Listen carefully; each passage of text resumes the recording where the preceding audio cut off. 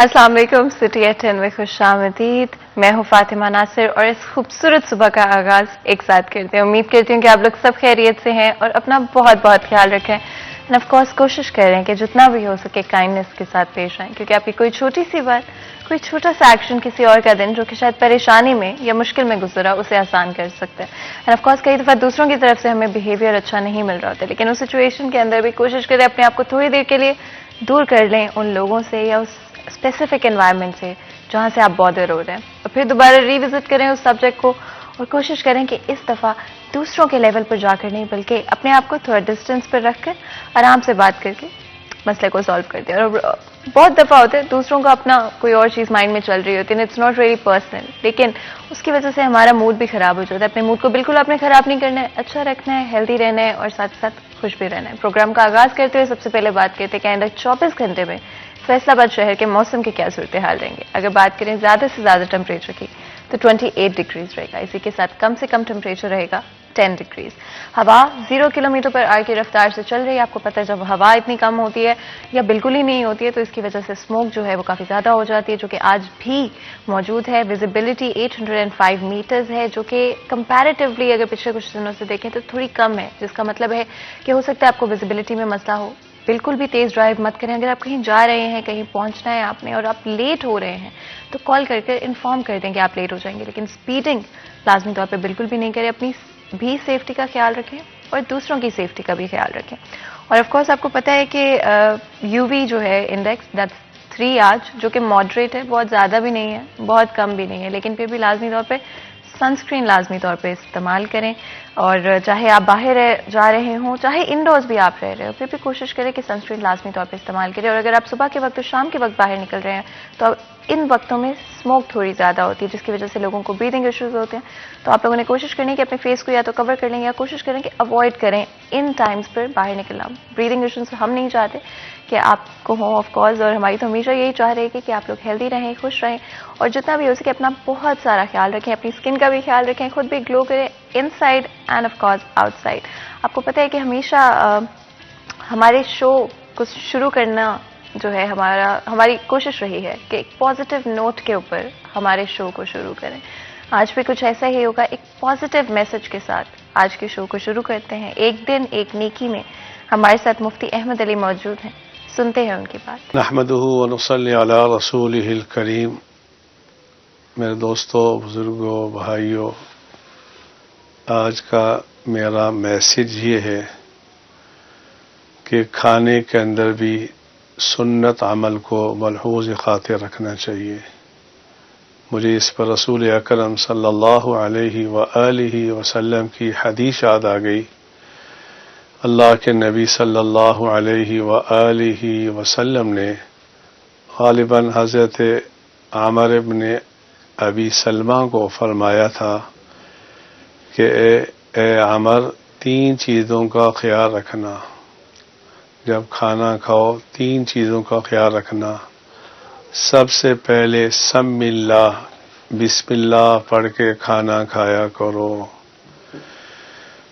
दूसरा अमल यह है वकुल बियमीनिक, वकुल बियमीनिक, अपने दाएं हाथ से खाया करो।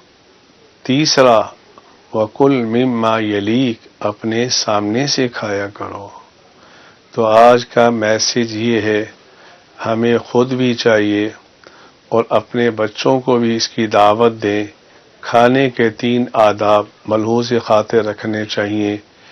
एक, बिस्मिल्लाह पढ़कर, दूसरा दाएं हाथ से, तीसरा अपने सामने से खाना चाहिए। अल्लाह मुझे भी आपको भी इन 3 बातों पे अमल करने की तौफीक अता फरमाए। तो जी, इस खूबसूरत मैसेज के साथ आज के दिन का आगाज करते हैं। फैसलाबाद से रिलेटेड जितनी भी खबरें हैं वो हमने आप तक पहुंचानी होती हैं। आज भी कुछ ऐसा ही होगा। अवैस हमारे साथ मौजूद है, जानते हैं रेलवेज की सूरत हाल। अस्सलाम वालेकुम जी। वालेकुम सलाम। तो जी अवैस बताइएगा, रेलवेज की आज क्या सूरत हाल है? बिल्कुल, आज भी बेशतर ट्रेनें जो है वो ताखीर का शिकार रही हैं। लाहौर बरारस्ता फैसलाबाद आती जाने वाली पराक्रम एक्सप्रेस 2 घंटे 20 मिनट लेट रही है। कराची से बरारस्ता फैसलाबाद लाहौर जाने वाली शाह हुसैन 2 घंटे 20 मिनट रावलपिंडी से बराह रास्ता कराची जाने वाली पाकिस्तान एक्सप्रेस 3 घंटे लेट रही। रावलपिंडी से बराह रास्ता कराची जाने वाली सर सैयद एक्सप्रेस 2.5 घंटे लेट रही है। मिलत एक्सप्रेस भी 2 घंटे 10 मिनट लेट रही है। लाहौर से बराह रास्ता कराची जाने वाली होरी एक्सप्रेस जो है वो 2 घंटे 20 मिनट लेट रही है। पेशावर से बराह रास्ता कराची जाने वाली रहमान बाबा एक्सप्रेस जो है वो भी 2 घंटे 20 मिनट लेट रही है। ट्रेनें औसतन आज 2 घंटे ताखीर का शिकार रही हैं, जिसकी वजह से मुसाफिर को इंतजाम वज़ीयत का सामना करना पड़ा। बिल्कुल। और थोड़ा सा ये भी बताइएगा अवैस के प्राइवेटाइजेशन की तरफ जो ट्रेन्स को लेकर जाया जा रहा है वो सिलसिला कहाँ तक पहुंचा है और कब तक हमें ये जो तब्दीली है नजर आना शुरू हो जाएगी?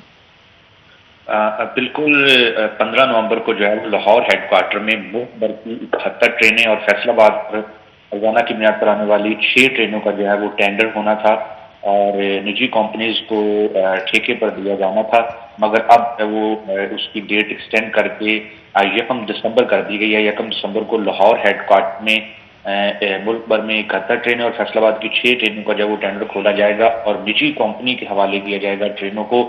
और हुकूमत की जानिब से इसकी मुकम्मल तौर पर मनसूबाबंदी भी तैयार कर ली गई है कि ट्रेनों को जो है वो निजी कंपनी के हवाले किया जाए और निजी कंपनी जो है वो ट्रेनों में शायद कोई तब्दीली ले आए।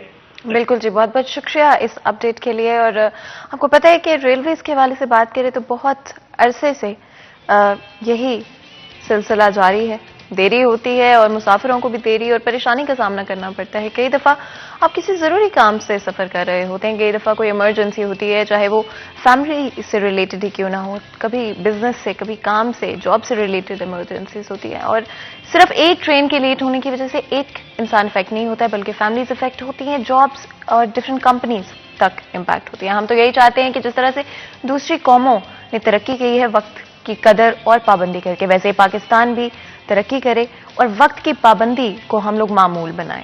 एक सबसे जो स्टार्ट हमें लेना पड़ेगा वो आई थिंक रेलवे से लेना चाहिए और डिफरेंट पब्लिक ट्रांसपोर्ट से लेना चाहिए। इदारों की तरफ से भी वक्त की पाबंदी की जानी चाहिए और लाजमी तौर पर उम्मीद करेंगे आगे चलते हुए चीज़ें बेहतरी की तरफ जाती हुई नजर आएं, जो कि हमेशा ही हमारी उम्मीद रही है हमारे मुल्क के लिए, हमारे मुल्क की तरक्की के लिए। तो जी आगे बढ़ते हुए फैसलाबाद से रिलेटेड जितनी भी इंपॉर्टेंट खबरें हैं उनके हवाले से हम हमेशा डिस्कशन करते हैं, बात करते हैं और कोशिश करते हैं कि ना सिर्फ चीज़ों के हवाले से बात करें और उन पर रोशनी डालें, बल्कि सोल्यूशन की तरफ प्रॉब्लम्स को लेकर आएं।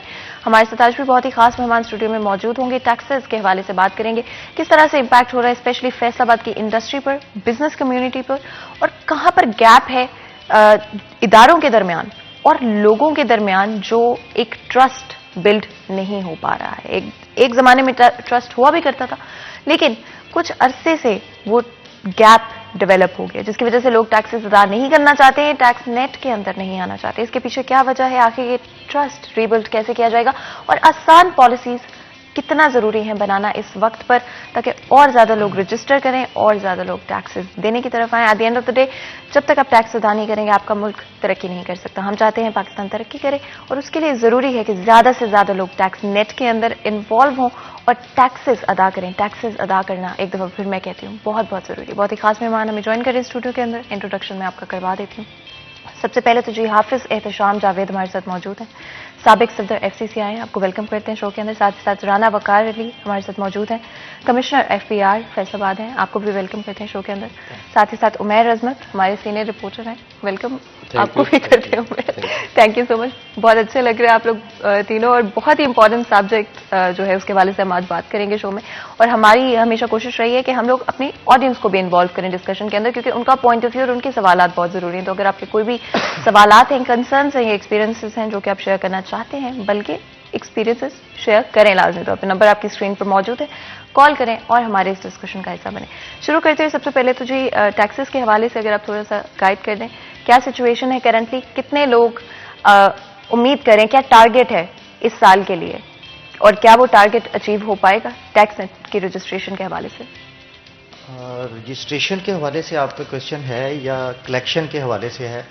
रजिस्ट्रेशन और कलेक्शन दोनों की क्या सूरत हाल है? अच्छा, ये जो ब्रॉडनिंग ऑफ टैक्स बेस है ये तो इस वक्त हमारा सबसे इम्पॉर्टेंट जो है ना वो इस वक्त फील्ड है और सबसे ज़्यादा एम्फेसिस भी इसी पे हम दे रहे हैं, क्योंकि टैक्स नेट बढ़ेगी तो जो ऑलरेडी टैक्स में दे रहे हैं लोग उन पे बर्डन कम होगा, नंबर 1। नंबर 2, इसमें एक और फिर आगे एक चीज़ है पीओएस पे इंटीग्रेशन, वो भी इसी का हिस्सा है।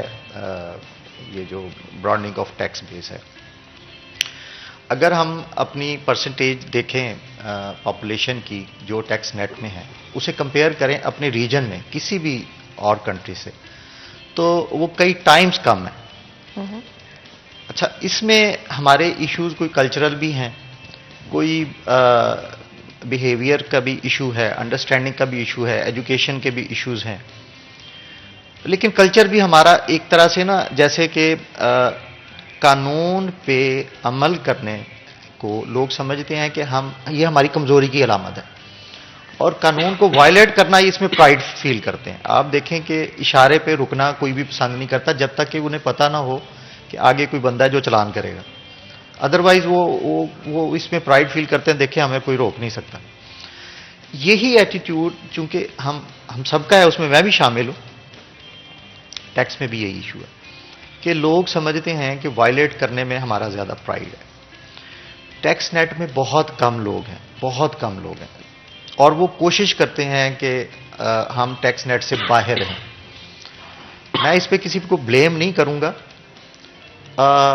अपनी रीजंस उनके पास होती हैं समटाइम्स, और लेकिन जो आम तौर पे जो जब से मतलब मैं इस सर्विस में हूं 20 साल से एक ही बात सुनता आया हूं कि जब हम टैक्स नेट में आ जाते हैं तो हमें डिपार्टमेंट इतना तंग करता है, चुनाचे हम आते ही नहीं। तो मतलब ये एक्सक्यूजेज है। सच्चाई है कि इसमें देखें, मैं आपको बताऊं कि हर रियासत में जहां पे लोगों के हुकूक होते हैं वहां कुछ जिम्मेदारियां भी होती हैं। अगर आप हुकूक को क्लेम करते हैं तो आपको अपनी ऑब्लिगेशंस का भी पता होना चाहिए। मैं कहता हूं जो टैक्स में नेट में नहीं है उनकी भी कुछ ऑब्लिगेशंस हैं, जो नहीं है उनकी भी हैं, लेकिन जो हैं उनकी तो फिर पूरी है ना, कि अगर आप नेट में आ गए हैं, आपने रिटर्न भी फाइल करनी है, आपने अपने करेक्ट ट्रू जो ट्रांजैक्शंस हैं साल में हुई वो भी करनी है बयान, आपके अकाउंट में कितने पैसे आए हैं उनका भी हिसाब देना है, आपने कितना खर्चा किया उसका हिसाब भी देना है। वो कहते हैं कि हम टैक्स नेट में तो आ जाएंगे, लेकिन ये सवाल कोई हमसे ना पूछे। दिस इज नॉट पॉसिबल कि आप जब एक नेट में आ गए हैं तो आपने इन चीजों का हिसाब देना है, इन सवालों का जवाब भी देना है। तो ये एक्चुअली ये पूरा एक ना, इस पे तो कई सेशंस हो सकते हैं कि हमारा ये कल्चर ऐसा क्यों है कि हम ऑब्लिगेशन से क्यों घबराते हैं। मैं सिर्फ टैक्स की बात नहीं कर रहा, मैं हर किस्म की ऑब्लिगेशंस की बात कर रहा हूं कि जहां भी कहीं रियासत की कोई ऑब्लिगेशंस है हम पे या हमारी ड्यूटी है, उसे हम थोड़ा सा, मुझे लगता है कि हम कतराते हैं। मैं भी शामिल हूं, मैं भी हो सकता है अपनी जॉब उस तरह से ना परफॉर्म कर रहा हूं जिस तरह की मुझे करनी चाहिए आइडली। ये हम सबका यही है, लेकिन कहीं से तो शुरुआत करनी है। बिल्कुल, एंड ऑफ कोर्स आपने बिल्कुल सही बात की कि इंडिविजुअल रिस्पॉन्सिबिलिटी लेना बहुत जरूरी है। जहां पर हम चाहते हैं कि हर चीज इदारों की तरफ से की जाए, जब तक कोई हमें पकड़ने वाला ना हो, अकाउंटेबिलिटी ना हो, तो हमें कुछ करना ही ना पड़े। लेकिन ऐसे नहीं चल सकता। लाजमी तौर पर अगर हम चाहते हैं कि हमारा मुल्क तरक्की करे तो इंडिविजुअल रिस्पॉन्सिबिलिटी लेनी पड़ेगी, और अपना फर्ज चाहे कोई अकाउंटेबिलिटी हो या नहीं हो हमें अदा करना होगा। साथ ही साथ मैं चाहूंगी अगर फैसलाबाद की बिजनेस कम्युनिटी के हवाले से बात करें, टैक्सेस में कितनी इन्वॉल्वमेंट है बिजनेस कम्युनिटी की तरफ से, क्या लोग आना शुरू हो रहे हैं इस तरफ? देखें जी, अभी सर ने जो बात की, रन साहब ने, बिल्कुल बात तकरीबन उस तरह ही है, सिर्फ उसका ना पर्सपेक्टिव इंटायरली डिफरेंट है। ये टेबल की इस साइड पे बैठे हैं, हम बिजनेस कम्युनिटी इस साइड पर बैठी है। इनकी बात के अंदर ही वहां पर मौजूद है जवाब कि हालांकि I am the one of those business community personals जिनको बिजनेस कम्युनिटी कहती है कि यार आप कहीं एफबीआर की तरफ से तो नहीं है। इतना ज्यादा हम लोगों को कहते हैं, इनकरेज करते हैं कि भाई आप आए, you should be the part of that system. असल में डिफरेंस इस कदर ज्यादा है, और मैं कहूंगा सर इस मेरी बात को सेकंड करेंगे कि जो बंदा बिजनेस के अंदर, स्पेसिफिकली ट्रेडिंग की बात कर रहा हूं, मैन्युफैक्चरर्स की बात नहीं कर रहा, इंडस्ट्रियलिस्ट की बात नहीं कर रहा, क्योंकि उनकी ऑब्लिगेशन है, they must be the part of the entire system. जो हमारी ट्रेडिंग क्लास है ये दूसरी है, उसमें एक ट्रेडर जो already part of the taxation है, जो पार्ट ऑफ सिस्टम है उसमें, और जो नहीं है उसकी ईज के अंदर इतना फर्क है, वो जो नहीं है वो ज्यादा ईज पे बैठा हुआ है। अनफॉर्चुनेटली हमारे अदारे उस पे उस तरह काम नहीं कर पा रहे कि उसको कैसे, क्योंकि अब एक बंदा नहीं है वो ईज पर बैठा है, जो हिस्सा बन गया उसको तो इस पे अप्रिशिएट करना चाहिए था, वो फंस गया। एक बात करें, और सर ने भी खुद ही कहा कि उस पर ऑब्लिगेशन ज्यादा हो जाती, मैं कहता हूं उस पर कम हो जानी चाहिए ताकि लोग इनकरेज हों दूसरे। मेरा एक बड़ा आसान सा, मैंने बहुत दफा हमारी इस पे सेशंस हो चुके हैं, बीइंग प्रेसिडेंट भी अभी, क्योंकि मेरे पास है और पाकिस्तान टेक्सटाइल का प्रोसेसिंग का चेयरमैन हूं, अभी भी शौकत साहब से, हमारी वजीर खजाना साहब से लास्ट मीटिंग हुई थी, मैंने उन्हें कहा, मैंने कहा sir there must be some difference. हमारे कल्चर के अंदर ही एक कल्चर का एक हिस्सा है कि people want some protocols, people wants कि हमें कुछ रिस्पेक्ट दी जाए। तो जो आपके टैक्स पेयर्स हैं, यू शुड उनके लिए आप इंसेंटिव्स दे दें। आप एयरपोर्ट्स पे लाइन अलहदा कर दें कि जो टैक्स पेयर आ रहा है उसके लिए काउंटर अलहदा है, आप ट्रेन के अंदर क्लासेज अलहदा कर दें, आप बस स्टॉप्स के अंदर क्यूज अलहदा बना दें, आप मोटरवेज के ऊपर जो आपके टोल प्लाजा आते हैं उनके ऊपर एक टोल प्लाजा पे एक बोर्ड ही लगाना है कि जी टैक्स पेयर्स की गाड़ी का जो टैग है वो यहां से गुजरे हैं, उनको ये फैसिलिटेशन है, आधा % दे दें उन्हें। तो आप देखें कि लोगों इसको और इनकरेजमेंट मिलेगी लोगों को। छोटी छोटी चीजें, आप टैक्स पेयर को इंसेंटिव्स कार्ड्स बनवा दें, अब वो कार्ड लेके गवर्नमेंट के किसी भी ऑफिशियल में जाता है, he is a tax payer. दुनिया के अंदर ऐसा, ये मिसालें मौजूद है, दुनिया में अंदर रहता है, they people feel themself more respectable. अब चेंबर के अंदर जो हमारे कॉर्पोरेट क्लास के मेंबर्स हैं, they feel themselves more respectable only due to the reason वो कॉर्पोरेट मेंबर क्यों हैं, क्योंकि they are more tax payers. तो ये एक इस तरह के बैरियर्स को खत्म करना चाहिए। डिपार्टमेंट का जो ट्रस्ट है, इस वक्त डिपार्टमेंट को अगर हम कलेक्शन के हवाले से बात करें, अभी रात ही मैं एक रिपोर्ट देख रहा था, मैं 36% इंक्रीज आई है जी आपके, तो 36% increase of revenue they already gain themselves.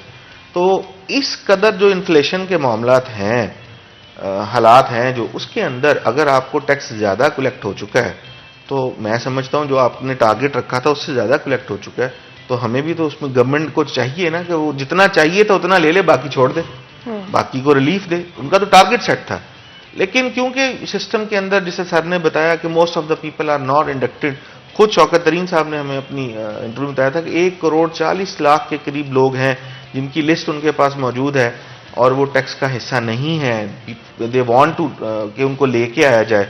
उसके लिए हमने बहुत सारे सेशंस किए, मीटिंग्स की, पीओएस के ऊपर बहुत, पीओएस के ऊपर तो गवर्नमेंट की इस पॉलिसी को मैं बहुत ज्यादा अप्रिशिएट करता हूं कि 10% पे मेरे ख्याल अब आ गया सर, मेरे ख्याल कि जो पीओएस पे पॉइंट ऑफ सेल के ऊपर जाता है, सेल्स टैक्स की शरह उसके ऊपर 10% आ चुकी है। तो देखें एक बंदा रजिस्टर्ड 17% से 10% उसके लिए, तो ये एक बहुत बड़ा मार्जिनली बेनिफिट होता है उस शॉपकीपर को, उसको कि वो 17% की बजाय 10% उसको पे करना पड़ रहा है और वो सिर्फ रजिस्टर्ड है। तो इस तरह की स्कीम्स को ना सिर्फ इम्प्लीमेंट करना चाहिए और लेके आना चाहिए। और इसके साथ साथ मैं एक बड़ी आसान सी बात, मोटरवे पे अगर कैमराज ना लगे हो तो ओवर स्पीडिंग नहीं रुकेगी। तो it's a culture of all nations, it's not only the culture of accountability is very important. Umer मैं चाहूंगी अगर आप भी इस पे कमेंट करें, क्या ख्याल है आपका, कितना जरूरी है बिजनेस कम्युनिटी को साथ मिलाना, और जो इम्प्रूवमेंट हुआ है टैक्स कलेक्शन में, is it good, is it bad? देखें, जहां तक रही बात बिजनेस कम्युनिटी की, तो जब तक स्टेक होल्डर्स का एतमाद हासिल नहीं होगा, उनकी कोऑपरेशन नहीं होगी, तो कोई भी अदारे में, किसी भी सिस्टम में बेहतरी नहीं आ सकती। और ये मेजर पार्ट है बिजनेस कम्युनिटी। ताजर, सनतकार टैक्स देगा तो एफपीआर कलेक्ट कर पाएगा।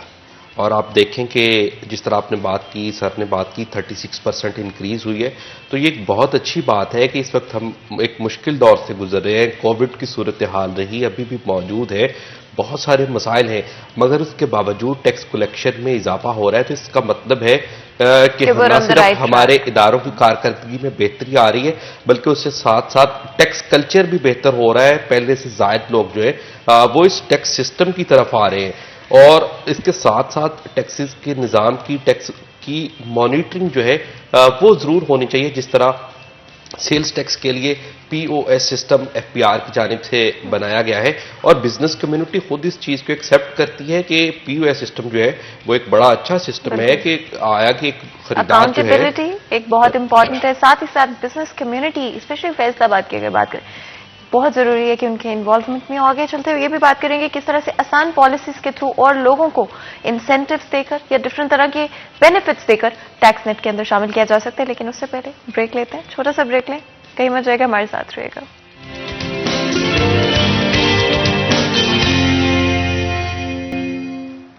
Welcome back. सिटी एट 10 में एक दफ़ा फिर आपको खुशामदीद कहते हैं। ब्रेक में जाने से पहले स्पेसिफिकली आज बात करें टैक्सेस के हवाले से। किसी भी मुल्क की तरक्की के लिए टैक्सेस बहुत ज़रूरी होते हैं और हमारी शायद अनफॉर्चुनेटली कुछ इस तरह का सिस्टम रहा है जहाँ पे लोग टैक्सेस से भागते हैं बजाय कि टैक्सेस अदा करने के। हमारा फर्ज बनता है एज पाकिस्तानीज कि हम अपने मुल्क की तरक्की में हिस्सा बने और टैक्सेस को लाजमी तौर पे अदा करें। पीओएस का सिस्टम इंट्रोड्यूस करवाया गया जिसके बाद इनिशियली फैसलाबाद की बिजनेस कम्युनिटी की तरफ से एक रेजिस्टेंस थी, एक हेजिटेशन थी, लेकिन जहां पर एफबीआर ने कम्प्लीटली साथ दिया है बिजनेस कम्युनिटी का, कोशिश की है कि उनके लिए लॉज पॉलिसीज आसान की जाए, डॉक्यूमेंटेशन आसान की जाए और ये सिलसिला अभी जारी है, खत्म नहीं हुआ। बेशक बहुत सारे और रजिस्ट्रेशन जरूरी है, टैक्स नेट को और वाइडन करना बहुत बहुत जरूरी भी है और लाजमी भी है।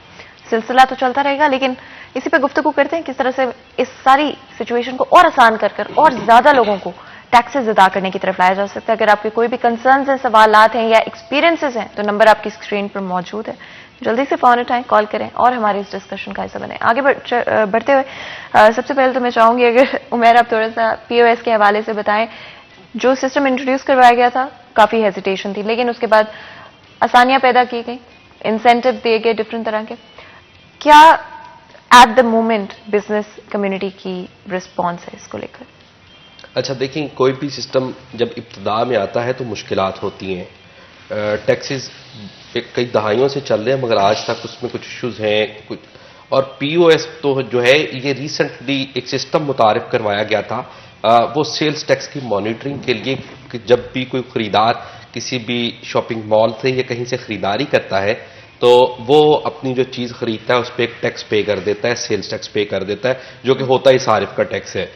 तो एफबीआर ने उस टैक्स की मॉनिटरिंग के लिए कि आया कि वो टैक्स जो है जो खरीदार ने अदा किया है वो कौमी खजाने में जा भी रहा है या फिर दुकानदार अपनी जेब में डाल रहा है, इसके लिए ये पीओएस सिस्टम मुतारिफ करवाया गया था, जिसके तहत जो इनवाइस जारी होगी उस पर एक बार कोड होगा और कोई भी खरीदार जो वो रसीद हासिल करेगा और वो दुकानदार जो वो रसीद जारी करेगा तो वो फौरी तौर पे एफबीआर के पास उसका रिकॉर्ड चला जाएगा और खरीदार इस बात की तस्दीक कर सकेगा कि आया कि उसने जो टैक्स अदा किया है वो कौमी खजाने में जा रहा है या फिर दुकानदार अमीर हो रहा है। तो ये कोई नया टैक्स नहीं था, इसके लिए ये POS system, point of sale system जो था ये शुरू किया गया था।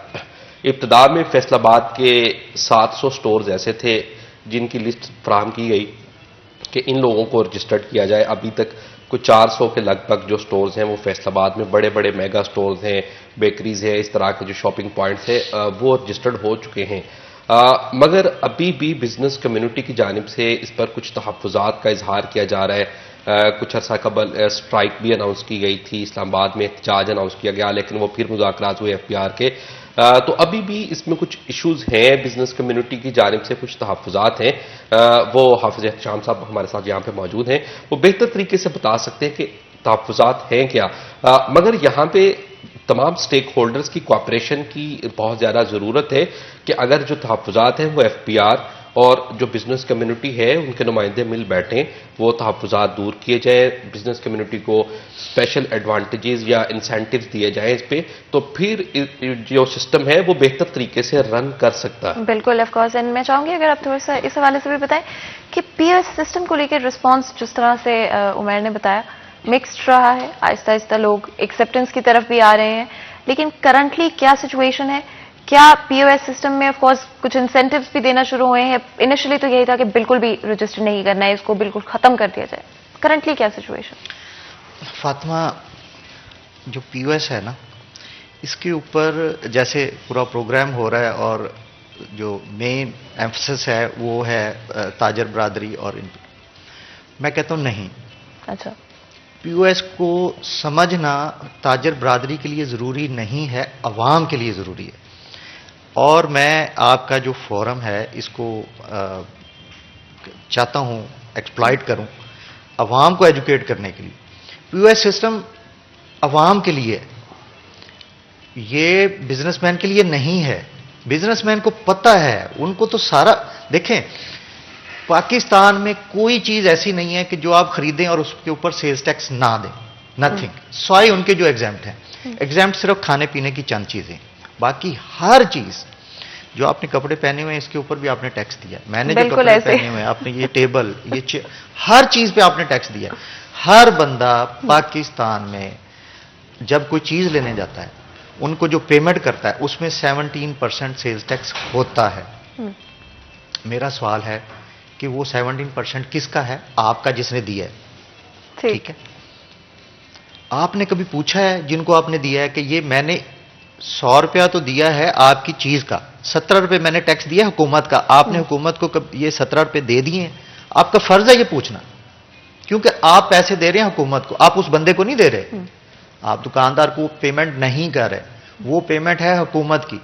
लोगों को इस चीज का नहीं पता, दुकानदार की मर्जी है वो हुकूमत को दे या ना दे। वो महीने बाद जो रिटर्न फाइल करता है उसमें उसकी मर्जी है, वो कहे मैंने तो 200 रुपए इकट्ठे किए, उसने 2 लाख इकट्ठे किए।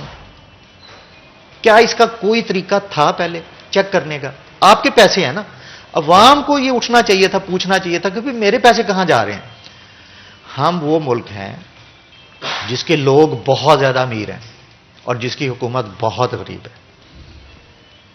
आप बताएं, एक घर ऐसा हो जिसमें एक बुढ़ा बाप हो, उसके जिम्मे हो घर चलाना, ड्राइंग रूम का ख्याल भी उसने रखना है, डाइनिंग रूम का भी उसने रखना है, लिविंग रूम का भी उसने रखना है, बाहर लॉन को भी उसने मेंटेन रखना है। उसके बेटे बहुत अमीर हैं, अपने बेडरूम उन्होंने उसमें आलीशान बनाए हुए हैं और उसको देते हैं 10 रुपए खर्चे के लिए। लॉन उजड़ा हुआ होगा ना, बेडरूम के सोफे वो लिविंग रूम के सोफे फटे होंगे, जो बाहर से आएगा कहेगा ये तो बहुत ही गरीब घर है। कसूर किसका है? अकाउंटेबिलिटी नहीं है। यस। अब लोग जब पैसे दे रहे हैं तो हुकूमत क्यों गरीब है? ये लोगों के, मैं तो कह रहा हूं कि ये प्रोग्राम हम सिर्फ एजुकेट करने के लिए लोगों को करें, बार बार करें, लोगों को बताएं कि आप जो पैसे दे रहे हैं आपने कभी उनका हिसाब मांगा दुकानदार से? अच्छा चले आपने नहीं मांगा, हुकूमत मांग रही है कि मेरे पैसे हैं भाई, ये बताएं मुझे पेमेंट की है आपने? उसका आसान तरीका, बहुत आसान तरीका ये कर दिया कि ये जो सेल होगी उसमें वो ऑनलाइन उसकी पर्ची कटेगी पॉइंट ऑफ सेल से, सीधी वो सेल का जो डाटा है वो जाएगा एफबीआर में, एफबीआर हिसाब रखेगा कि इतने पैसे इनके आए थे। यानी कि ये अवाम का फर्ज है कि वो मेक श्योर करें कि जो पैसे वो दे रहे हैं, अनटिल अनलेस वो दुकानदार को एक्स्ट्रा पैसे देने चाहते हैं, तो मेक श्योर कि वो पैसे गवर्नमेंट तक पहुंच रहे हैं। अच्छा आगे मैं इसका बताता हूं, यहां तक नहीं है, अच्छा। पिछले सालों तक इस पे 5% कैशबैक था। अच्छा, कैशबैक ये था कि आपने 17 रुपए दे दिए, उसमें 5 रुपए आपको वापस मिल रहे हैं। अच्छा, देखें ये अवाम के लिए इंसेंटिव दिया कि आप अपने पैसे का ख्याल रखें, आप बताएं हमें कि जी हमने ये 17 रुपए दे दिए हैं, इसमें हमारे 5 रुपए बनते ही हमें वापस दें। फिर भी अवाम ने नहीं, ना कोई आया कैशबैक के लिए, ना ये आगे चला सिस्टम, कोई पीओएस लगवाने पे तैयार ही नहीं था, पॉइंट ऑफ सेल पे जाने को तैयार ही नहीं था। अच्छा अब हमने फिर देखें, जब इसमें लैक ऑफ अवेयरनेस भी तो एक प्रॉब्लम। मैं यही कह रहा हूं कि देखें उनका तो समझ आता है वो रजिस्ट करना, इसलिए कि जब आप पैसे दे के वहां पे गए हैं, सारा दिन तो वो ले रहा है 17%, जब उसे हिसाब मांगा गया कि भाई ये 17% का जरा हिसाब दे दो, तो वहां पे वो कहते हैं हम ये सिस्टम नहीं लगवाएंगे क्योंकि ये हो जाएगा और वो हो जाएगा। वो अलग एक डिबेट है उसके ऊपर कि वो क्या रेजिस्टेंस है, लेकिन अवाम को क्या फायदा है? अवाम को ये फायदा है कि अब कैशबैक सिस्टम हमने वापस ले लिया, उसकी जगह हमने एक प्राइस जो है वो रख दिया। प्राइस ये है कि जब आप इनवाइस लेंगे पीओएस सिस्टम से, पीओएस आप मतलब देखें अवाम को पता नहीं है, जब अवाम को पता चलेगा वो ढूंढेगी कि मैंने सिर्फ उस दुकान से शॉपिंग करनी है जहां पे पीओएस सिस्टम है, क्योंकि वहां से उसे जो इनवाइस मिलेगी वो एक है टैक्स आसान ऐप है। बिल्कुल, आप टैक्स आसान ऐप पे जाएंगी और वो चेक करेंगी वो जो बार कोड है, क्यूआर कोड है, कि ये इनवाइस ठीक है, पैसा पहुंच गया गवर्नमेंट के खजाने में, वो उसी वक्त वेरीफाई कर देगा जी ये पीओएस ठीक है और आपका पैसा पहुंच गया। उसके साथ आपने 3 चीजें फिर देनी है जब वो वेरीफाई हो जाएगा, अपना सीएनआईसी, अपना फोन नंबर और इनवाइस की कॉपी। सही। ये चली जाएगी उधर हमारे सिस्टम में, उसके ऊपर प्राइज विनिंग होगी। हर महीने की पहले हफ्ते में उसके ऊपर प्राइजेस उनको दिए जाएंगे सर्टेन अमाउंट के। वो जो हमने 5% पहले रखा था कैशबैक, अब वो कैशबैक नहीं होगा, वो प्राइजेस की शक्ल में अवाम को मिलेंगे। तो जब अवाम को ये पता चल जाएगा कि भाई ये जो पैसे हम दे रहे हैं टैक्स के, ये हमारे पैसे हैं, और अगर ये गवर्नमेंट तक पहुंच गए तो गवर्नमेंट इसमें से कुछ पैसा हमें वापस भी करेगी, तो मुझे आप ये बताएं कि लोग क्या कहेंगे कि हमने कहां से शॉपिंग करनी है जहां पे पीओएस है। बिल्कुल जी, ऑफ कोर्स पीओएस सिस्टम बहुत जरूरी है इस वक्त के लिए और आने वाले वक्तों के लिए भी, अगर हम चाहते हैं सच में कि हम अकाउंटेबिलिटी के साथ पता लगा सके कि कहां पर टैक्सेस में चोरी की जा रही है, और जब हम अपना फर्ज अदा करें तो आगे भी जरूरी है कि गवर्नमेंट तक वो पैसे भी पहुंचे जो उनके हक पर बनते हैं। ऑफ कोर्स मजीद भी गुफ्तगू करेंगे, लेकिन उससे पहले छोटा सा ब्रेक लेंगे। ब्रेक के बाद हाजिर होंगे, कहीं मत जाइएगा, हमारे साथ रहिएगा।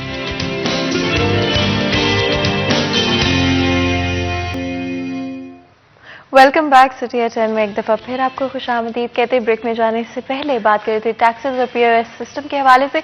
बहुत बहुत जरूरी है कि हम अपना पाकिस्तानी होने का फर्ज अदा करें और टैक्सेस अदा करें, चाहे जितना मर्जी आसान हो टैक्सेस को ना अदा करना, और अकाउंटेबिलिटी शायद उतनी ना हो जितनी होनी चाहिए, लेकिन एज पाकिस्तानी हमारी इंडिविजुअल रिस्पॉन्सिबिलिटी है। हर एक पाकिस्तानी की ये जिम्मेदारी है कि वो अपना फर्ज अदा करे और टैक्सेस अदा करे, टैक्स नेट के अंदर शामिल हो और अपना फर्ज अपने मुल्क के लिए अदा करें। अगर हम चाहते हैं पाकिस्तान तरक्की करे तो टैक्सेस देना बहुत बहुत जरूरी है। गुफ्तगू को आगे बढ़ाते हैं। मैं चाहूंगी एहतशाम साहब, अगर आप थोड़ा सा इस हवाले से बताएं, बिजनेस कम्युनिटी को टैक्स नेट के साथ जोड़ने के लिए क्या इकदाम जरूरी हैं, किस तरह के इंसेंटिव्स और पॉलिसीज इस वक्त की जरूरत है ताकि ज्यादा से ज्यादा लोग अपने आप को रजिस्टर कराएं और टैक्सेस अदा करें? देखिए, सबसे पहले तो मैं समझता हूं कि टैक्स देना ना सिर्फ हमारा एक कौमी फरीजा है बल्कि हमारा दीनी फरीजा भी है।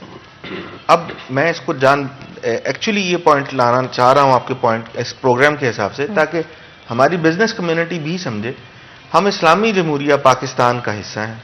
हमारे अल्हम्दुलिल्लाह हम सारे मुसलमान हैं, most of the people are Muslims. तो हम पे फर्ज है अपने रिस्क को हलाल करके कमाना, ठीक है। हलाल रिस्क वो होता है जिसके अंदर हम किसी का हक ना खाएं। तो जब इन्फ्लेशन बढ़ती है हमारे बैरूनी कर्जे बढ़ते हैं, हमारा रेवेन्यू कम कलेक्ट होता है। तो कहीं ना कहीं हम लोग अपने वो लोग जो बिलो द बेल्ट ले रहे हैं, पॉवर्टी की लाइन से नीचे रह रहे हैं, उनकी जिंदगी की मुश्किलात में इजाफा कर रहे होते हैं टैक्स ना देके। Indirectly we are the part. तो हमारा ये दीनी फरीजा भी हो गया, हमें इस पे भी सोचना पड़ेगा कि हमारा वो रिस्क कितना हलाल है जो हम कमा रहे हैं। ये एक सोच है जो हमें कम्युनिटी को देनी है, क्योंकि हमारे लोग ज़कात तो पे करते हैं, ये सोच के पे करते हैं कि वो हम पर फर्ज है, लेकिन टैक्स पे नहीं करते।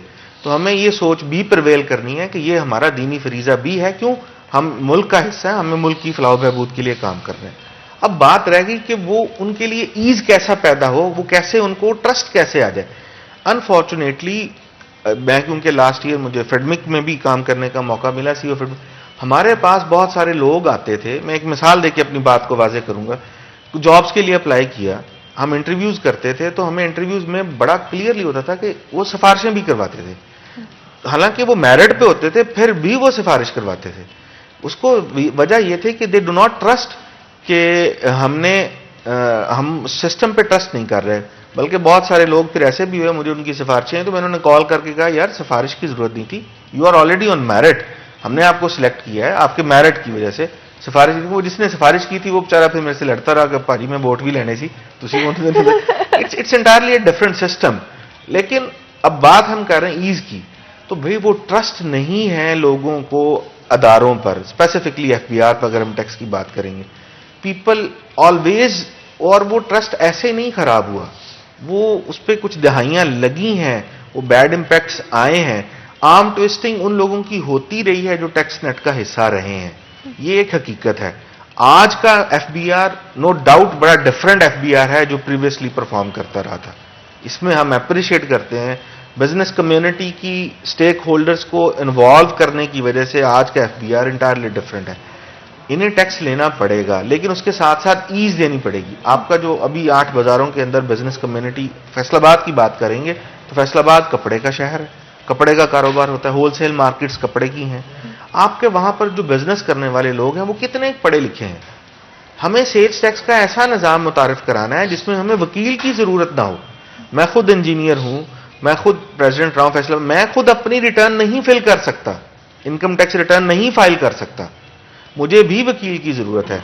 तो system should be so much easy. आज टेक्नोलॉजी आ चुकी है कि जहां पर ईज इतना ज्यादा हो जाए कि लोगों को फाइलिंग के लिए, आज के बच्चे पढ़ रहे हैं, आप कर सकती हैं, आज ऐप है, हम बैंक के अपने अकाउंट्स ऐप पे चला लेते हैं, मोबाइल को यूज करते हैं, तो this should be very much easy. इसके अंदर इतने लकूनाज हैं जहां पर जाकर उनको फाइल करने के लिए ही हम काफी सारे हमारी बिजनेस कम्युनिटी उसको अपने लिए मुश्किल समझती है।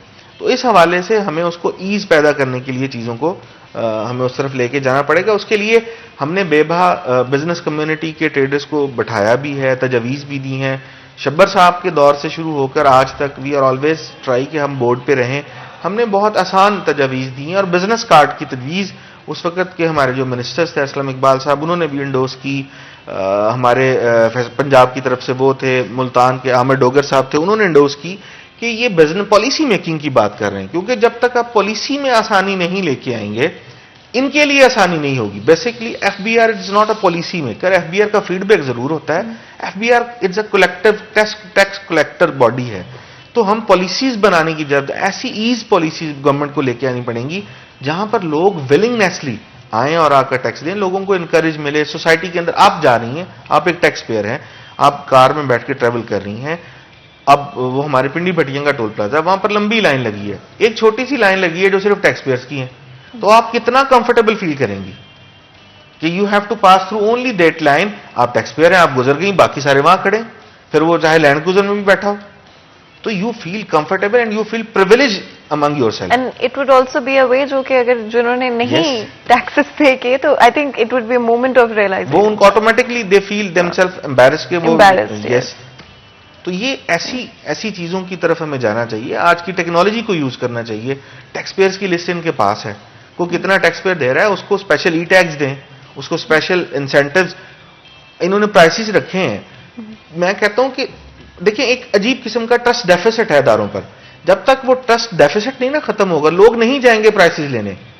लोग तो एफबीआर के दफ्तर के पास से गाड़ी मोड़ लेते हैं। People don't want to enter, even perks भी लेने नहीं जाते।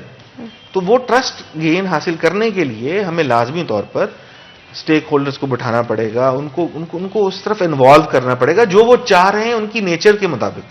That's where we have to. बिल्कुल। उमेर, आप क्या कहेंगे इस हवाले से? जी भी एहतशाम साहब ने बहुत अच्छी बातें की हैं कि जो ट्रस्ट डेफिसिट है उसको मेंटेन करना होगा, क्योंकि अवाम ने, बिजनेस कम्युनिटी ने टैक्सेस पे करने हैं। तो जब तक पूरी कोऑपरेशन नहीं होगी, जब तक लोग टैक्स नहीं देंगे, उनका एतमाद बहाल नहीं होगा, तो वो इस सिस्टम की तरफ नहीं आएंगे। बजाय इसके कि इदारे या एफबीआर लोगों को खींच के कान से पकड़ कर लेके आए कि आप आके टैक्स नेट में रजिस्टर्ड हों, उनको नोटिस दिए जाएं कि नहीं तो आपके खिलाफ कानूनी कार्रवाई होगी, जुर्माने होंगे। तो बजाय इन सब चीज़ों के सिस्टम इस तरीके से होना चाहिए कि लोग खुद ब खुद आएँ। और वो जो बातें हाफिज साहब ने की हैं कि जब लोगों को इंसेंटिव्स मिलेंगे, ट्रस्ट बहाल होगा, तो लोग खुद ब खुद इस सिस्टम की तरफ मैं पीओएस सिस्टम के हवाले से अगर स्पेसिफिकली बात करें तो फैसलाबाद में कहाँ पर वो गैप आ रहा है जिसकी वजह से जो लोग अभी नहीं हो सके रजिस्टर उसके साथ, या नहीं अभी तक उन्होंने वो सिस्टम अपने पास रखा हुआ, क्या वजह है उसके पीछे और किस तरह से इम्प्रूव किया जा सकता है? अच्छा, इसमें एक तो वजह यह है कि वही फिर वो ट्रस्ट की बात आ जाती है, एक वो वजह है। दूसरी चेन की वजह है कि वो चेन कंप्लीट नहीं है, कुछ बिजनेस कम्युनिटी की जानिब से, ट्रेडर्स की जानिब से ये तहफ़्फ़ुज़ात का इजहार किया जाता है। तीसरा, हमारे यहाँ टैक्स कल्चर भी नहीं है। मेरे ख्याल से अभी भी बहुत सारे ताजर ऐसे होंगे जिनको यही नहीं पता होगा कि पीओएस है क्या। कुछ लोग इसको नया टैक्स समझ रहे थे कि ये शायद कोई एफबीआर नया टैक्स इंपोज कर रहा है, तो पहले ही हमारे तो कारोबार तबाह हो गए हैं, अभी नया टैक्स लगेगा तो हमारे कारोबार मजीद मुतासर हो जाएंगे। मगर ऐसा कुछ भी नहीं है। ये तो वो सेल्स टैक्स जो वो लोग वसूल करते हैं उसकी मॉनिटरिंग का सिस्टम था, सिंपल, ठीक है। लेकिन तो यहाँ पर यही सबसे ज्यादा इंपॉर्टेंट है Umer, and I suppose you agree कि अवेयरनेस नहीं है, उनको अंडरस्टैंडिंग नहीं है, ये एक नया सिस्टम है, क्या मतलब है इस सिस्टम का, जिसकी वजह से उन्हें लगा कि नया टैक्स शायद इंट्रोड्यूस करवाया जा रहा है। इस कम्युनिकेशन गैप को बेहतर करना बहुत जरूरी है। बिल्कुल ऐसे ही है, और आज हम इसीलिए बैठे हैं पब्लिक की अवेयरनेस के लिए, बिजनेस कम्युनिटी की अवेयरनेस के लिए। इसके लिए एफबीआर ने जो बिजनेस ट्रेड बॉडीज हैं उनके साथ मुख्तलिफ सेशंस रखे हैं, इनकी जानिब से एडवर्टीजमेंट की गई है, कोशिश की गई है, मगर कोई भी सिस्टम जो है उसकी कामयाबी में वक्त लगता है। और आज आप देखें कि फैसलाबाद पूरे पाकिस्तान में दूसरे नंबर पे जा रहा है पीओएस के हवाले से, कि यहाँ पे 400 से जायद जो शॉपिंग स्टोर हैं, बेकरीज हैं, वहाँ पे पीओएस इंस्टॉल हो चुका है। गो के उसमें कुछ जारहाना इकदाम भी एफबीआर ने किए, लोगों को 10-10 लाख रुपए के पेनल्टीज इम्पोज की गई, कुछ स्टोर्स जो थे बड़े मारूफ किस्म के उनको सील किया गया। तो उनकी फिर देखा देखी ये कितना वक्त दिया जाएगा पीओएस सिस्टम को अपने पास लगाने के लिए? कोई वक्त दिया जाएगा, और अगर उस वक्त के अंदर नहीं लगाया जाता पीओएस, क्या उसके बाद चीजें होंगी? एक कॉलर हमारे साथ मौजूद है, पहले बात कर लेते हैं। अस्सलाम वालेकुम जी। अस्सलाम वालेकुम जी। जी कैसे हैं आप? हाँ जी बिल्कुल, शुक्र है अल्लाह का। जी बताएं क्या पूछेंगे? अच्छा, एक मैंने सवाल पूछना जा रहा हूँ कि थोड़ी सी क्लैरिफिकेशन है कि ये जो सेल टैक्स होता है, हम कोई भी चीज खरीदते हैं किसी मॉल से, शॉप से, कि वो किसने देना होता है? शॉप वाले ने देना होता है या कस्टमर ने देना होता है? बिल्कुल जी, मैं चाहूंगी अगर आप इस सवाल का जवाब दें। ये जो सेल्स टैक्स है, सेल्स टैक्स जो है पूरी दुनिया में ये कंज्यूमर देता है, ये कंज्यूमर टैक्स भी इसे कहते हैं। तो जो परचेज कर रहा है, जो कंज्यूमर है, जिसने चीज कंज्यूम करनी है, उसने टैक्स देना होता है। और जो दुकानदार है वो सिर्फ और सिर्फ इसका कलेक्टर है, वो ऑन बिहाफ ऑफ गवर्नमेंट वो रिसीव करता है, और उसका काम होता है कि इस टैक्स को गवर्नमेंट के खजाने में जमा करवा दे। तो ये दुकानदार ने नहीं देना होता, ये कस्टमर ने देना होता है। इसीलिए हम ये कह रहे हैं कि कस्टमर को पता होना चाहिए कि मेरा जो टैक्स मैंने दिया है वो कहाँ जा रहा है। बिल्कुल जी, एक दफा फिर इनकी बात को रिपीट करते हुए, ये टैक्स जो है ये कस्टमर ने देना होता है गवर्नमेंट को, जो कि 17% होता है। और ये पीओएस सिस्टम सिर्फ इसलिए है टू कंफर्म कि जो 17% टैक्स कस्टमर ने अदा किया है ये गवर्नमेंट के पास ही गया है, कहीं ये दुकानदार ने अपने पास तो नहीं रख लिया। इसीलिए पीओएस सिस्टम को इंट्रोड्यूस करवाया गया है। यहाँ पर अगर एक लाइन में कोई मैसेज देना चाहे। जी बिल्कुल, मैं तो यही कहूँगा कि जो भी बंदा, मतलब वो कहते हैं ना कि अपनी चीज़ की खुद बंदे को हिफाजत करनी चाहिए, तो इनका पैसा इनको खुद देखना चाहिए कि सही जगह पे जा रहा है। बिल्कुल जी, सबकी अपनी रिस्पॉन्सिबिलिटी है कि खुद देखें कि आपके दिए गए पैसे, टैक्सेस गवर्नमेंट तक पहुंच रहे हैं। तो जी बहुत बहुत शुक्रिया अदा करते हैं आप तीनों का, आपने ज्वाइन किया, बहुत ही इंफॉर्मेटिव रहा आज का सेशन। यहाँ पर एक छोटा सा ब्रेक लेंगे, ब्रेक के बाद हाजिर होंगे, कहीं मत जाइएगा, हमारे साथ रहिए।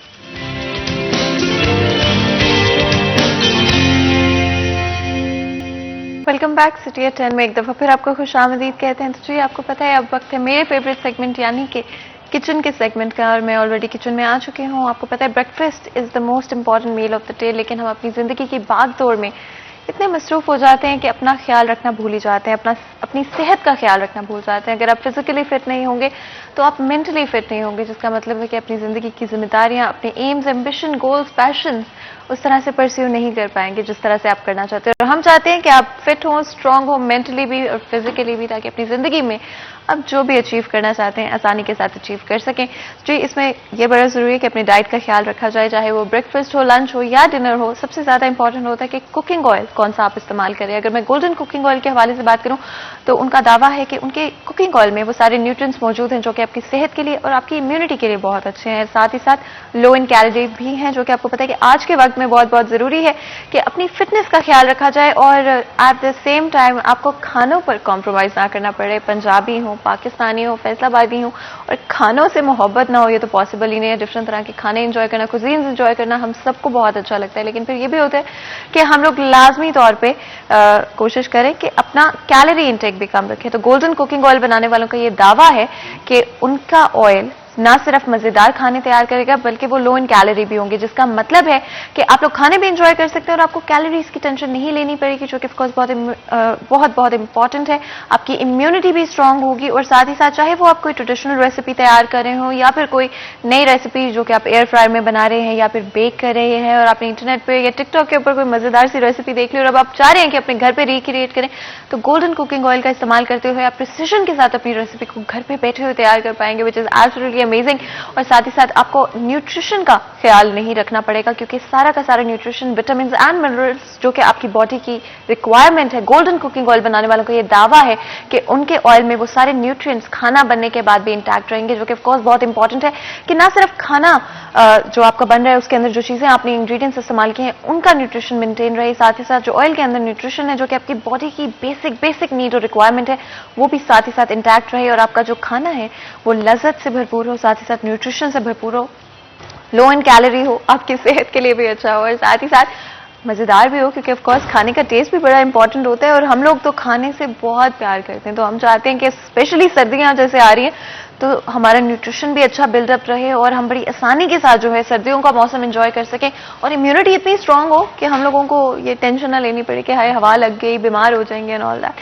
साथ ही साथ आपको पता है सर्दियों में एक और चीज जो कि बड़ी इंपॉर्टेंट होती है वो है चाय, और चाय एब्सोल्युटली बहुत इंपॉर्टेंट है हम सबके लिए, क्योंकि मेरा दिन मैं कभी भी स्टार्ट नहीं कर पाती हूँ चाय के बगैर, और चाय का एक कप जो है वो लाजमी तौर पे बहुत जरूरी होता है। चाय के हवाले से अगर बात करें तो आपकी अपनी प्रेफरेंस पे डिपेंड करता है कि आप तेज पत्ती वाली चाय पसंद करते हैं या फिर आप कम पत्ती वाली चाय पसंद करते हैं। सुबह मेरी कोशिश होती है कि मैं थोड़ी कम पत्ती वाली चाय पीऊँ, ताकि बहुत ज्यादा जो है साथ ही आपको चाय का जो हिट है वो सुबह नहीं लगे, साथ साथ दिन जैसे जैसे आपका गुजरता जाता है शाम के टाइम दिल करता है थोड़ी तेज पत्ती वाली चाय पीने का, लेकिन आप लोगों की अपनी प्रेफरेंस होती है। आज मैं डियर टी की एक्सट्रीम क्वालिटी पैकिंग से जो है वो पत्ती लेकर चाय तैयार कर रही हूँ, जो कि येलो पैकिंग में अवेलेबल है। साथ ही साथ अगर आप थोड़ी तेज पत्ती पसंद करते हैं तो आप डीएटी दाने वाली जो कि रेड पैकिंग में मौजूद है, और ऑफ कोर्स उनकी ग्रेट वैल्यू पैक भी उनका मौजूद है, आप उसको लाजमी तौर पे जाकर अपने नियरेस्ट स्टोर से खरीद सकते हैं, जिसमें आपको ऑफ कोर्स साथ ही साथ पैकिंग तो मिल रही है लेकिन ग्रेट वैल्यू पैक आपको मिल रहा है जिसके अंदर एक्स्ट्रा पत्ती अवेलेबल होगी। और आपको पता है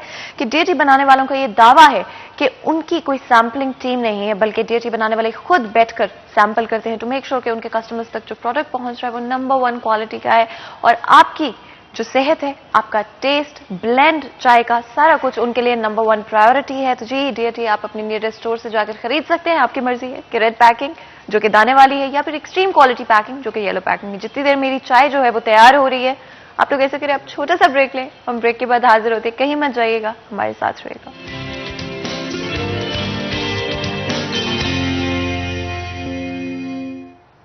वेलकम बैक सिटी एट 10 में एक दफा फिर आपको खुशामदीद कहते हैं। तो जी आपको पता है ब्रेक में जाने से पहले मैं अपनी चाय बना रही थी जो कि बन चुकी थी और मैंने पी भी ली, और ऑफ कोर्स आपको पता है कि डीएटी की चाय जो है सुबह सुबह जब मैं पीती हूँ तो मेरा मूड जो है रिफ्रेश हो जाता है और बहुत ही तरोताज़ा तरीके से मैं महसूस कर रही होती हूँ। और आगे चलते हुए आपको पता है हमारी कोशिश होती है कि फैसलाबाद से रिलेटेड जितने भी इंपॉर्टेंट इशूज़ हैं उनको टारगेट करें, उनके बारे से बात करें, ना सिर्फ मंजर आम पर मसाइल को लेकर हैं लेकिन सबसे ज़्यादा सोल्यूशन की तरफ फोकस करें और कोशिश करें कि मसाइल को किस तरह से हल किया जा सकता है उनके बारे से बात करें। हमेशा कोई इंकरेजिंग अगर न्यूज़ होती है, कोई इंकरेजिंग चीज़ होती है, पॉजिटिव चीज़ होती है जिसका सोसाइटी के ऊपर ओवरऑल हमारे जो छोटे छोटे इश्यूज हैं उनके ऊपर पॉजिटिव इम्पैक्ट होता है, तो उनके हवाले से ज़रूर बात करें और लोगों को भी इंकरेज करें कि वो आगे आकर कोशिश करें कि कंट्रीब्यूशन करें।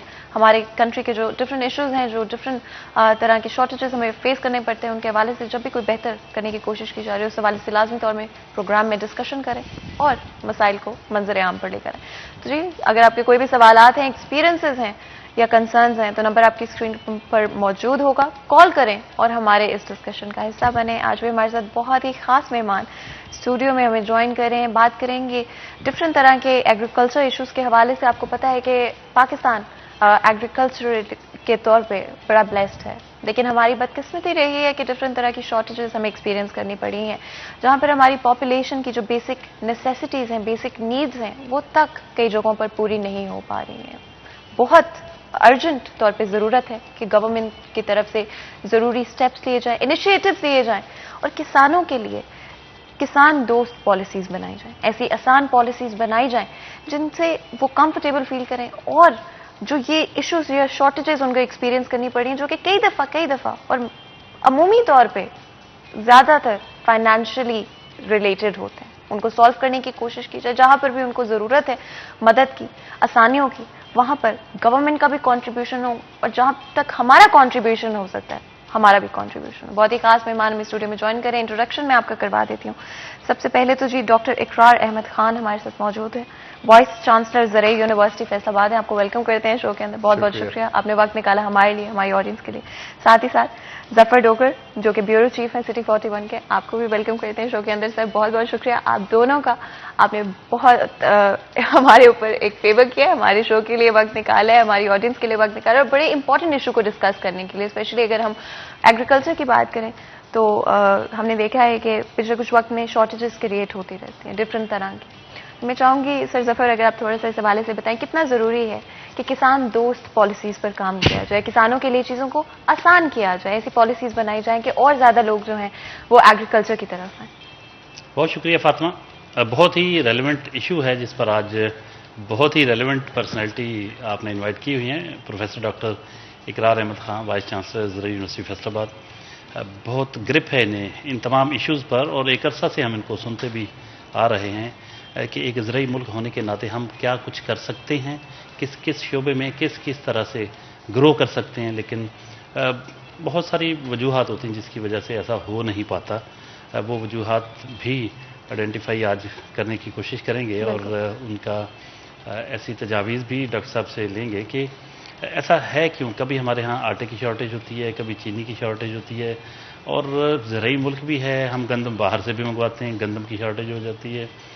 और फिर लाइफ स्टॉक सेक्टर एक ऐसा सेक्टर है जिसमें बैरून मुल्क गोश्त एक्सपोर्ट किया जा सकता है, बटर एक्सपोर्ट किया जा सकता है, लेकिन कोई ऐसी पॉलिसी हमें नज़र नहीं आती कि क्यों हम ऐसी एक नेशन बने हुए ऐसा मुल्क हैं। क्या हमारे ज़रूरी साइंसदान इस काबिल नहीं हैं कि वो कोई ऐसी चीज़ें प्रोड्यूस कर सकें या ऐसे मशवरे दे सकें, ऐसे बीज तैयार कर सकें, ऐसी प्रोडक्ट्स तैयार करने के लिए अपना वो इनपुट दे सकें, या गवर्नमेंट के हवाले से कुछ पॉलिसीज़ का मसला है कि हम वो कर नहीं पा रहे जो एक ज़रूरी मुल्क होने के नाते हमें करना चाहिए, जिसमें से बहुत सब कुछ बहुत इतना कुछ हम यहाँ से निकाल सकते हैं कि हमें कहीं किसी की तरफ देखना नहीं पड़ेगा। तो डॉक्टर साहब से बिल्कुल पूछेंगे। मैं ज़रूर डॉक्टर साहब आपसे पूछना चाहूँगी लाजमी तौर पे, स्पेशली गंदम उगाओ मुहिम के हवाले से अगर आप थोड़ी सी बात करें। बहुत अच्छा इनिशिएटिव है और बड़ा ज़रूरी है, बहुत ज़रूरी है कि जो हमारी नेसेसरी नीड्स हैं हमारे मुल्क की, हमारे मुल्क के लोगों की, सबसे पहले तो उनको पूरा करने की कोशिश की जाए। और अगर हम ज़्यादातर इंपोर्ट के ऊपर सहारा लेंगे तो हमारी इकॉनमी भी इम्पैक्ट होती है। मैं चाहूँगी अगर इस मुहिम के बारे में आप अपने अल्फाज में बयान करें। ये मुहिम हमने पंजाब गवर्नमेंट के साथ मिलकर शुरू की है। हमारे 20,000 से ज़्यादा बच्चे इस वक्त फील्ड में हैं और वो पंजाब के तमाम ज़िला में मरकज़ के लेवल पे काम कर रहे हैं। पंजाब गवर्नमेंट की एक्सटेंशन डिपार्टमेंट जो है उसने एक बड़ा मुफस्सल प्रोग्राम बना रखा है, गांव-गांव, घर-घर जाके, खेत-खेत जाके इसके ऊपर तहरीक पैदा की जा रही है। ये तहरीक हमारी ये है कि इस वक्त मुल्क में तकरीबन 30 मिलियन टन गंदम चाहिए, जबकि हमारी 27 मिलियन टन से थोड़ी ज़्यादा हुई है। ये कोई नामुमकिन हदफ नहीं है। हमारी जो इस वक्त औसत पैदावार हो 30-31 मन है, और अगर ये 3 मन का जो अभी डोगर साहब ने जिक्र किया, जो 10% बनता है उसका, वो 10% गेन जो है वो बड़ी छोटी छोटी चीज़ें हैं, उनको तवज्जो दी जाए तो उससे वो पूरा हो सकता है। तो इस वक्त मुहिम तो इसको फोकस कर रही है कि बीज सही हो, बुवाई का वक्त सही हो, खाद का तनासब सही हो, और जो आबपाशी की जाती है उसका तरीका प्रॉपर हो, ज़मीन लेवल हो। बीज अगर घर से इस्तेमाल करना तो उसको कम से कम छान लिया जाए, उसको अगर दवाई लग जाए तो और भी बेहतर है। इस तरह के फ़िलहाल तो आप कह लें कि तरवीज के काम हो रहे हैं, लेकिन ये काफ़ी नहीं होगा। जो आपने बार बार बात की शॉर्टेजेस की, इस वक्त तकरीबन $10 अरब की अशियाए खुर्दनी जो है मुल्क में दरामद की जा रही हैं। तो जैसे हमारी आबादी की ज़रूरियात बढ़ रही हैं, लोगों के लाइफ स्टाइल बेहतर हो रहे हैं, इनकम बेहतर हो रही है, तो उनकी जो ज़रूरियात ज़िंदगी हैं उनकी ख्वाहिशात भी बढ़ती जाती हैं। तो हमारा जो मौजूदा निज़ाम ज़राअत है वो यकीनन इसका मुतहम्मिल नहीं है कि जितनी ज़रूरियात हैं उनको इसी तरह से पूरा कर पाए। इसको तब्दील करने की ज़रूरत है। इसमें तब्दीली में ज़रूरी है कि हम टेक्नोलॉजी जो है उसको स्टेट ऑफ द आर्ट जो इस वक्त दुनिया में हो रही है उसके लेवल पे लाएं। इसमें ज़रूरी है कि ज़राअत को मुनाफा बख्श बनाया जाए। इसमें ज़रूरी है कि ज़राअत को कारोबार बनाया जाए। हमारा यहाँ पे छोटा किसान है जो ज़राअत को कारोबार बाद में समझता है, वो घर की ज़रूरी चीज़ें जो वो उसकी पहली तरजीह होती है वो ज़रूर होनी चाहिए, लेकिन अगर उसमें घाटे का सौदा है तो फिर कब तक ये करेगा। और वो घाटे का सौदा जो है उसको इसका इल्म है, इसीलिए हमें अब नज़र आ रहा है कि ज़राअत में तवज्जो कम होती जा रही है किसान की या किसान के ख़ानदान की। किसान उसमें बेबसी के आलम में है, उसकी बेबसी दूर करने की कोशिश कर रहे हैं। गंदम पे मैं फोकस रहते हुए एक बात करूंगा कि आगे गंदम अब तो बिजाई हो रही है, हमने इसके ऊपर काम करना है, इसकी बर्दाश्त तक जो कि अगले साल मई में जाके होगी। तो अगले 5 महीने हम किसान के साथ जुड़े रहेंगे, जिसमें हम कोशिश करेंगे गवर्नमेंट की पॉलिसी भी और जो मार्केट का स्ट्रक्चर है फर्टिलाइज़र का, पेस्टिसाइड का, वीडिसाइड का, और फिर जब बर्दाश्त हो तो उस वक्त जो हार्वेस्टिंग मशीनरी है, और फिर जब गंदम आ जाती है तो उस वक्त उसकी खरीदो फरोख्त में जो किसान और सारफ दोनों जो हैं वो नुकसान में जाते हैं और कोई तीसरी पार्टी फ़ायदा उठा रही होती है। उन सारी चीज़ों को भी हम अभी से स्कोप कर रहे हैं और हम चाह रहे हैं कि सिर्फ बिजाई की मुहिम ना हो बल्कि कटाई और उसकी फिर जो आप कह लेंगे खरीदो फरोख्त का अमल है उसको भी ठीक किया जाए। बिल्कुल। और डॉक्टर साहब, क्योंकि ये बड़ा सेंसिटिव इशू है, स्पेशली अगर किसानों के हवाले से बात करें, और कोई भी चीज़ जब आपकी डाइट में नेसेसिटी हो, जिस तरह से पाकिस्तान में ऑफकोर्स गंदम हमारे लिए स्टेपल है हमारी डाइट में, तो उसकी शॉर्टेज एक बहुत बड़ा इशू बन जाती है, एक बड़ा प्रोमिनेंट इशू बन जाती है। स्पेशली अगर बात करें ज़रई यूनिवर्सिटी और किसानों के बीच में जो लिंक है इस मुहिम को लेकर, तो एट द मोमेंट कहाँ पर स्टैंड करते हैं और किस तरह की कम्युनिकेशन जो है किस तरह की जा रही है और किसानों को किस तरह से इनकरेज किया जा रहा है कि वो इस तरफ आए? किसान के साथ जो लिंक है ये हमारे ऊपर सवालिया निशान है। अच्छा। हम थ्योरी पढ़ाते हैं बहुत, हम बड़े अच्छे ग्रेड देते हैं, हम सीवीज बनाते हैं, हम सर्टिफिकेट्स देते हैं, और फिर वो बच्चे जो ग्रेजुएट हो के वाइट कॉलर जॉब की तलाश में निकलते हैं। तो ये जो एक माइंड सेट है, ये लम्हा फ़िक्रिया है। ये हर बंदे को वाइट कॉलर जॉब नहीं मिलेगा, सबको सरकार नौकरी नहीं दे सकेगी, जबकि दूसरी तरफ हमारी जो मुल्क की ज़रई पैदावारी ज़मीन है वो तकरीबन 21 से 22 मिलियन हेक्टर है, यानी 50 मिलियन एकड़ के करीब 5 करोड़ एकड़ जो रकबा है वो अपनी पोटेंशियल से बहुत कम प्रोड्यूस कर रहा है। उसमें हम चाहते हैं कि ये जो ह्यूमन रिसोर्स है, ये जो वर्क फोर्स है, ये वाइट कॉलर माइंडसेट से बाहर आए और वो एंटरप्रेन्योर बने, इस मौके से फ़ायदा उठाए। ये एक क्राइसिस है जिसमें अपॉर्चुनिटी है। ये 30 मन जो है ये क्राइसिस है, ये 60 होना चाहिए। हमारे यहाँ ये डेमोस्ट्रेशन है 90 मन की, 94 मन की डेमोस्ट्रेशन है। और प्रोग्रेसिव फार्मर जो है मुल्क में, प्रोग्रेसिव की डेफिनेशन ये नहीं है कि वो बड़ा या छोटा है, वो है जो मेहनत और फैसला सही टाइम से करता है, वो प्रोग्रेसिव है। और प्रोग्रेसिव जो है वो 50 मन से ऊपर लेता है, लेकिन मुल्क की जो औसत है वो 30 पे अटकी हुई है और बड़े सालों से अटकी हुई है। और ये गंदम का ही सिर्फ मामला नहीं है, बाकी फसलात में यही मामला है। और इसमें एक जो सक्सेस स्टोरी है पिछले 20 साल की, वो मकई है। तो मकई की फसल जो है उसमें अगर उसको देखा जाए, उसका तजिया किया जाए कि मकई में हमने इतनी अच्छी तरक्की कैसे की है 15 मन से 100 मन 150 मन तक, उसकी वजह जो है वो टेक्नोलॉजी है। और दूसरा उसमें एक पॉलिसी है जो गंदम से मुख्तलिफ है।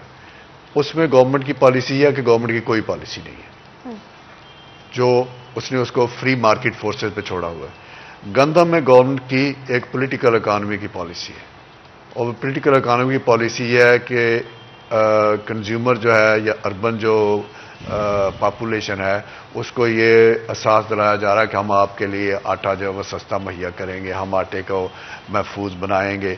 जबकि अगर ये गवर्नमेंट इसमें से निकल जाए तो मार्केट फोर्सेस भी इसमें पॉलिटिकल इन्वॉल्वमेंट भी है और मोनोपोली भी है। ये गवर्नमेंट्स का एक अननोन, फियर ऑफ अननोन है ना, क्योंकि कई दफ़ा ये हो चुका है कि आटे की चीनी की शार्टेज आई और गवर्नमेंट्स जो है वो शटर हो गई। तो इसलिए कोई भी गवर्नमेंट, मैं प्रेजेंट गवर्नमेंट की बात नहीं कर रहा, आप पिछले 70 साल का हिसाब लगा लें, हमेशा गवर्नमेंट जो आटा सेंसिटिव रहती है, और वो आटा सेंसिटिविटी को हैंडल करने के लिए उनके पास सोल्यूशन यह है कि उन्हें फूड डिपार्टमेंट बनाई हुई है और गंदम खरीद के स्टोर करते हैं और फिर वो मार्केट की मैकेनिज्म्स को कंट्रोल करने की कोशिश करते हैं। सारी दुनिया में गवर्नमेंट्स जो है वो स्ट्रेटेजिक इंटरवेंशन करती हैं, स्ट्रेटेजिक रिजर्व होते हैं, लेकिन वो मार्केट का मेजर प्लेयर नहीं होते। तो गवर्नमेंट को इसका मेजर प्लेयर बनने से हटना चाहिए। वो मकई में प्लेयर नहीं है, तो मकई में टेक्नोलॉजी भी आ गई है और मार्केट भी रिस्पॉन्ड कर रही है, और उसमें 20 साल का डाटा बता रहा है कि वो एक कम्बिनेशन है मार्केट का और टेक्नोलॉजी का। वो कम्बिनेशन मार्केट और टेक्नोलॉजी का गंदम में भी आ सकता है। तो हम चाहेंगे कि गवर्नमेंट स्ट्रेटेजिक इंटरवेंशन करे, गवर्नमेंट जो है पॉलिसी ऐसी बनाए जो एनेबलिंग हो, लेकिन गवर्नमेंट जो है वो मार्केट को कंट्रोल ना करे। बड़ी सिंपल बात है, सबको पता है, ये मैं ओपनली कह रहा हूँ कि गवर्नमेंट ने जब इसकी बर्दाश्त होनी है, हार्वेस्ट मार्केटिंग होनी है, तो गवर्नमेंट ने दफा 44 लगा देनी है। दफा 44 लगवा के उन्होंने इंटर डिस्ट्रिक्ट मूवमेंट इसकी रोक देनी है। अब ये बड़ा अनफॉर्चुनेट है कि दफा 44 लगती है, प्राइस जो है वो वहां पे फ्रीज हो जाती है, क्योंकि किसान के पास रोकने की शक्कत नहीं होती। तो जो उससे खरीद के ऑर्डर कर सकता है, कलेक्टर कलेक्ट कर लेता है, वो चंद हफ्ते के बाद जब दफा 44 उठती है तो वो पैसे बनाता है। 2 साल से गंदम की जो मार्केट की प्राइस है 24-25 रुपए मन पे स्टेबल हो रही है, जबकि गवर्नमेंट ने पिछले साल 1800 रखी थी, अब 1950 की है। ये इंडिकेटर प्राइस ठीक है, इंडिकेटर प्राइस इतनी ही होनी चाहिए, लेकिन दफा 44 नहीं इसके साथ होनी चाहिए। बिल्कुल सर, जफर आप क्या कहेंगे इस हवाले से? जी बिल्कुल सही है। बाज़ मामलात में जो मार्केट फोर्सेस हैं उन्हें तयन करने देना चाहिए चीज़ों का कि अच्छा, बड़ी दिलचस्प बात है कि एक तरफ गवर्नमेंट की पॉलिसी कि डॉलर के मामले में जी हम इसको ओपन रखेंगे, मार्केट फोर्सेस वो तय करेंगी कि हम इसको जहां मर्जी जाए, हमें इससे गर्ज नहीं है, ये खुद ब खुद ही स्टेबल हो जाएगा। दूसरी तरफ गंदम के मामले में वो ज़बरदस्ती वो की जाती है। तो डॉक्टर साहब बिल्कुल दुरुस्त कह रहे हैं कि इसकी ज़रूरत नहीं है, और ये जो एक फिर मजबूरन किसान तो बेच देता है, उसका तो फ़ायदा नहीं होता, वो स्टोर नहीं कर सकता, तो होल्डर्स जो है उनका फ़ायदा हो जाता है। कुछ अरसे बाद पॉलिसी बदलती है, फिर एकदम बैरून मुल्क भी मतलब इससे काम नहीं है, स्मगल होती है, बाहर जाती है, अल्टीमेटली फिर बाहर से मंगवाना पड़ती है। ऐसे भी आप देखने सिचुएशन होती है। तो पॉलिसीज़ में बेहतरी भी लाने की ज़रूरत है और इस्तेहकाम लाने की भी ज़रूरत है, तसलसल की ज़रूरत है। डॉक्टर साहब से इस मौके का फ़ायदा उठाते हुए हम ये भी जानना चाहेंगे कि कभी ऐसे होता था कि ज़रई यूनिवर्सिटी जो थी, रिसर्च का जो मामला थे वो भी उसी के अंडर होते थे, फिर रिसर्च का शुबा अलग हो गया, अयूब एग्रीकल्चर रिसर्च बन गया, कुछ और भी अदारे वजूद में आए। तो क्या इससे वो कोई मुतासर हुआ इनका काम या बेहतरी आई है? बिल्कुल जी, मैं चाहूँगी अगर आप थोड़ा सा इस पर कॉमेंट करें। रिसर्च किस पोजीशन में है अभी ज़रई यूनिवर्सिटी के अंदर, और क्या ये दूसरी जो सेपरेशन हुआ इसकी वजह से क्या इम्पैक्ट पड़ा? देखिए, रिसर्च के बहुत सारे लेवल्स हैं। यूनिवर्सिटी यहाँ पे हमारा जो स्ट्रक्चर है वो ये है कि यूनिवर्सिटी को प्योरली एकेडमिक्स पे फोकस करवाया हुआ है, और गवर्नमेंट ने इंडिपेंडेंट एग्रीकल्चर में एटलीस्ट पूरे एक फेडरल और प्रोविंशियल सिस्टम बनाया हुआ रिसर्च का, जो अप्लाइड और ट्रांसफॉर्मेटिव काम करता है। तो ये एक स्ट्रक्चर है। दुनिया में आपको मुख्तलिफ स्ट्रक्चर मिलेंगे। एक स्ट्रक्चर जो डोमिनेंट, जिसकी डोगर साहब बात कर रहे हैं, वो ये है कि वहाँ पे यूनिवर्सिटी ही रिसर्च डिपार्टमेंट होती है, गवर्नमेंट के इंडिपेंडेंट रिसर्च डिपार्टमेंट्स नहीं होते। गवर्नमेंट के डिपार्टमेंट जो है वो डेवलपमेंट का काम करते हैं, और वो यूनिवर्सिटी की रिसर्च को आगे ट्रांसलेट करते हैं टू गुड्स एंड सर्विसेज और उसको कमर्शलाइज करवाते हैं। तो यहाँ पे ये थोड़ी पैरेलल सिस्टम्स मौजूद है। पर हैविंग सेड दैट, यूनिवर्सिटी को किसी ने रिसर्च करने से नहीं रोका। यूनिवर्सिटियों से एक्सपेक्ट किया जा रहा है कि वो सॉल्यूशंस लेके आएँ, यूनिवर्सिटी से एक्सपेक्ट किया जा रहा है कि वो ज़मीनी हक़ाइक़ के ऊपर काम करें।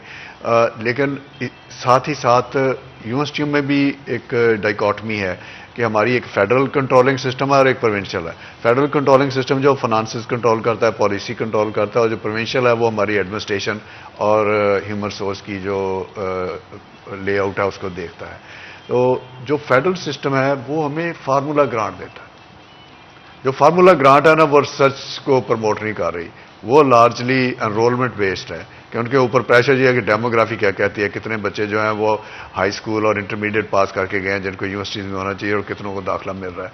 तो गवर्नमेंट जो उस एंगल से यूनिवर्सिटीज़ को गेज कर रही है, वो इस एंगल से गेज नहीं कर रही कि इनकी जो तहकीकी काम है वो गुड्स एंड सर्विसेज में किस हद तक ट्रांसलेट हो रहा है। तो यहाँ पे आप कह रहे हैं कि एक फाइन लाइन ड्रा हुई है, जिसको मेरे ख्याल में हमें ब्लर करने की ज़रूरत है, और यूनिवर्सिटीज़ का फ़र्ज़ है कि उनको उनके रिसर्च डिपार्टमेंट और हैं, उनको पूरी फ्रीडम है ये काम करने की।